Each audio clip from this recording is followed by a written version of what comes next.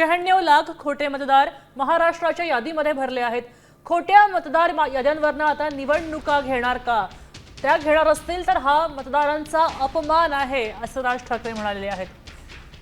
मतदार याद्या स्वच्छ होईपर्यंत निवडणुकाच घेऊन दाखवा असा इशारा सुद्धा राज ठाकरेंनी यावेळी दिलाय।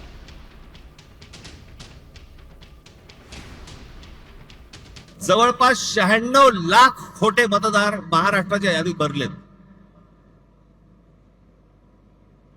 मुंबईमध्ये असेच 8-8.5 लाख, 10 लाख, ठाण्यामध्ये असेच 8-8.5 लाख, पुण्यामध्ये भरलेत, नाशिकमध्ये भरले, प्रत्येक शहरांमध्ये, प्रत्येक गावागावामध्ये भरलेले आहेत।